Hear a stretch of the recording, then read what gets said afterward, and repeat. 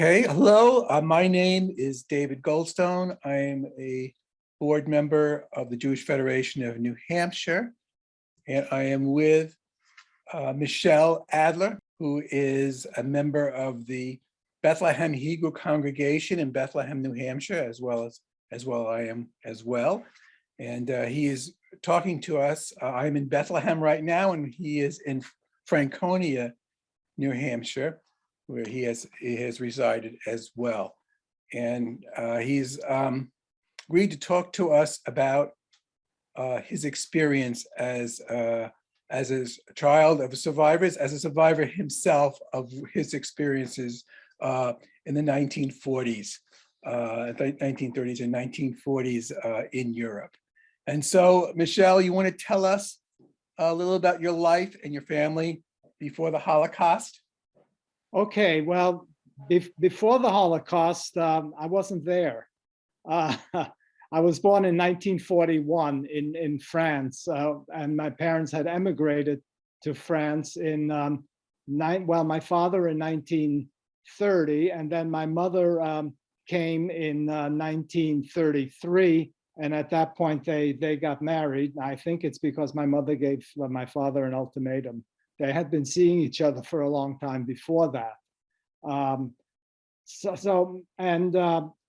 go back a little bit, my grandparents were from Vienna, and my father grew up in Vienna, although my grandfather on my father's side was actually born in Lemberg, which is Lviv, or Lviv, I should say.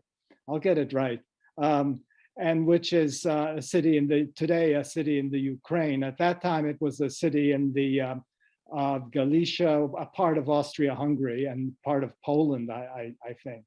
So, his wife, my grandmother, she came from, was born in a town near Tremsel, if I'm saying that right.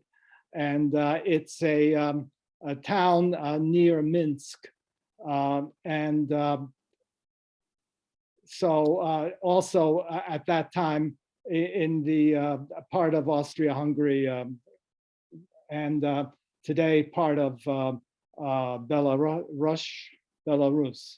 So and my grandfather was a bookkeeper, and he kind of went back and forth between Poland and Vienna, and I think finally settled in Vienna for a longer period of time. You know, one of the questions here is, was it the second question that you had submitted, was it a shock about anti-Semitism? Well, not really, because this had been an undercurrent for a long time. And so people were spouting anti-Semitic things out in the open. Eventually, of course, towards the end of the 30s, my grandfather received a letter from his employer to terminate his employment, and that was because they had they required to let Jewish employees go.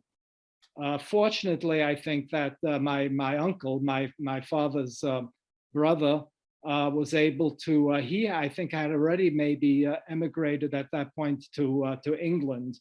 And he was able to bring out my grandparents and also his sister, and which was a good thing, obviously.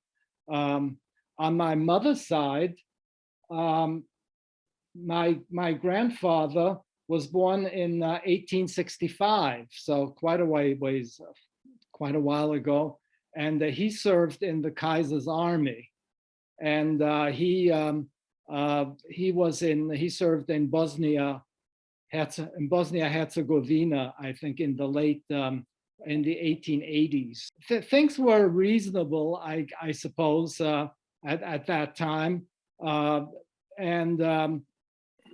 but there was again you know, in the late 20s, 30s, anti-Semitism was rampant, and it's probably fortunate that he was hard of hearing and he couldn't hear the insults from his neighbors.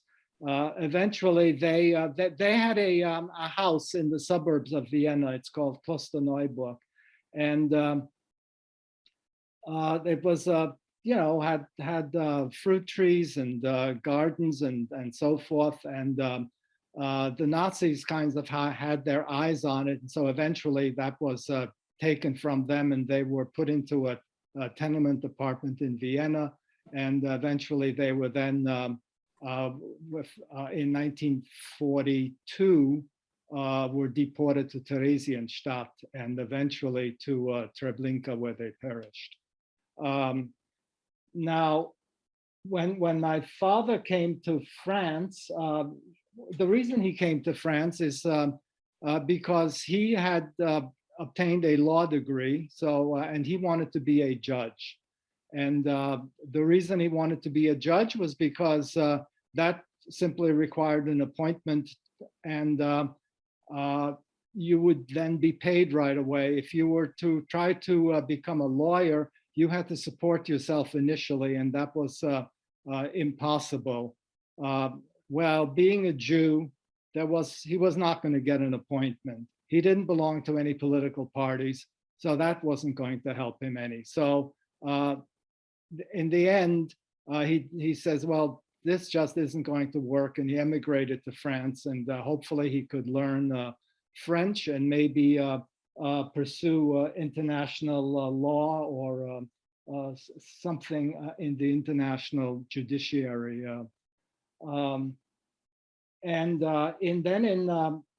So as I said, my parents were married in 1933. My brother was born in 1936. And my mother was smart enough to make sure that he would obtain a French citizenship being born there. And that proved to be very important because soon after the Anschluss, my parents became stateless. And there were people who were considered enemy aliens, as my parents were. So they put the men into internment camps. And so my father was actually in an internment camp for 3 months, which is a step up from a concentration camp, but still not particularly pleasant. He was released because they passed statutes that one of those statutes was that if you had children of French citizenship, you could be released from the internment camp. So of course, 1938, with the Anschluss, my parents also became stateless, so they had no citizenship.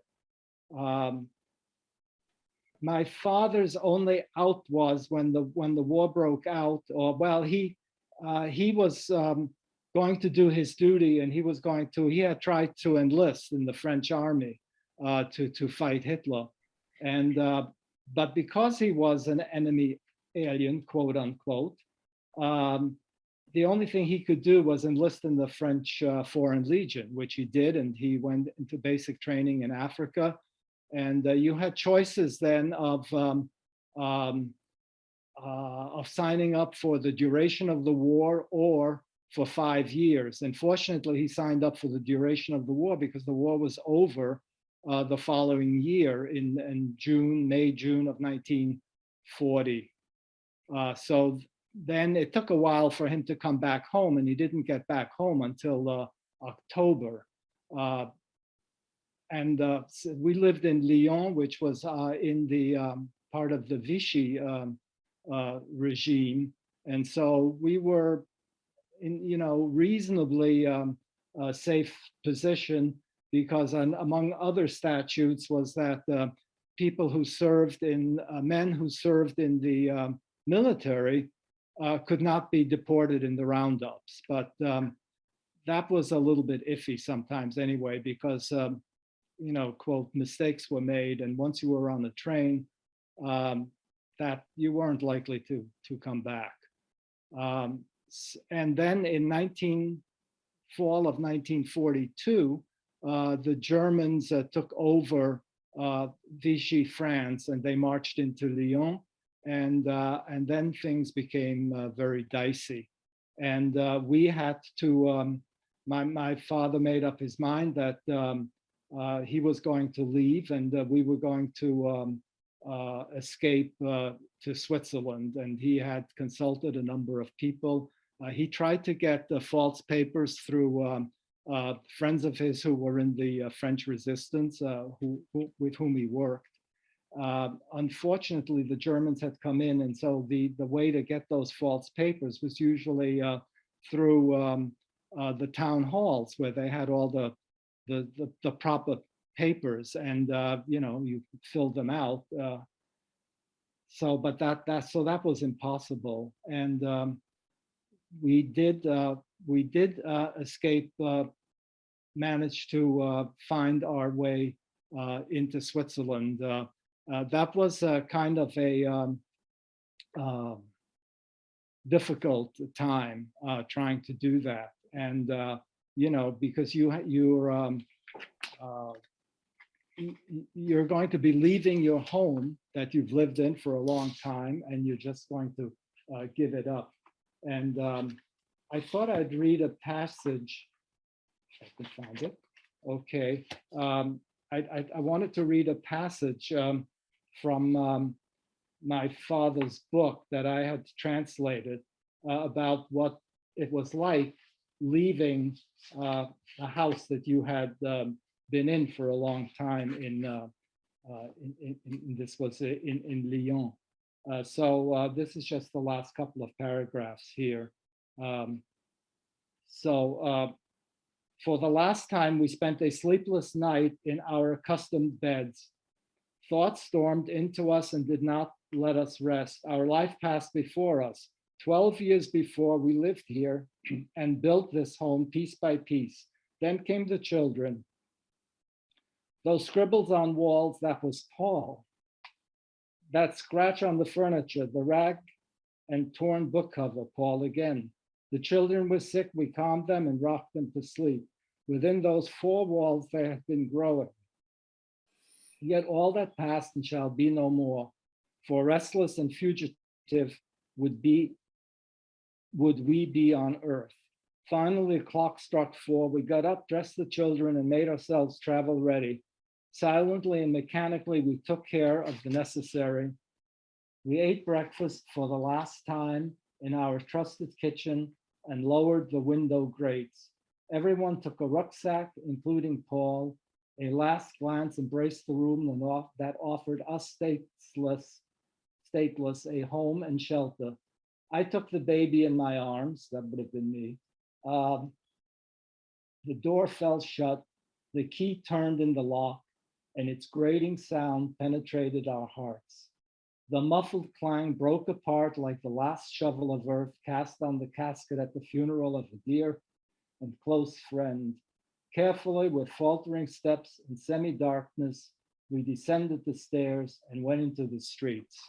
And so then they took a train, and they had made arrangements with a guide to guide them into Switzerland. There were some issues that came up, like we didn't meet up with the guide right away because there was an extra hour of daylight savings time, and so there was a mix-up. But we did finally meet up with him, and then following day we were brought into Switzerland. And of course, there are police people. You have identity papers. You might be asked for identity papers. You just don't know what's going to happen. And the Germans are very close by. But we did make it into Switzerland, where we were then put into refugee camps. First, there was a reception camp, and then we were placed into other camps. And I was placed in a nursery that was operated by the Salvation Army. How old were you? How old were you? I was 16 months at that time. So yeah. And my brother was placed in a home for Jewish boys and a school that he attended there as well in Geneva. And I was in Geneva also. And my parents were in different refugee camps. And so they were in refugee camps until about 1940, well, late 1943. My father had, unfortunately, he had ulcers, and you can imagine that the stress of all this played a part. And so eventually he was, even though he had been eventually he had been in a labor camp. A labor camp was good because you got paid a little bit of extra money for doing jobs that the Swiss wouldn't want to do, like land reclamation. It was hard work, but better do that than just waste away in a regular refugee camp. So the church in Switzerland, through something called the Free Place movement, found us a home, a house in the mountains in Switzerland. And so we lived there from 1943, late 43, early 44, to about 1946, which is about a year after the war. So that's kind of my own background. Now, one of the questions in here was about, yeah, again, was it a surprise or a shock? And, you know, in France, there were a number of right-wing, a couple of right-wing newspapers like something called Gringoire and Nous sommes partout, we are everywhere. And these were probably financed in part by the Nazis. And they're the newspapers that published these anti-Semitic caricature cartoons. And so that developed over time. What would you like to say? What would you say during the current state of affairs in this country? What would you have to say to students about what's going on now and what your view is, well, as compared to what you lived through? Yeah, I think what's going on now is not that much different than what was going on way back then. And we definitely have to be careful. We need to, you know, nip things in the bud. And then that means we need to educate people. We need to have conversations. And we can't be confrontational about with each other. And of course, education is probably the most important thing. So I'm very happy to see that in New Hampshire and in I think the state of Vermont now requires Holocaust and genocide education in the schools. Great, thank you.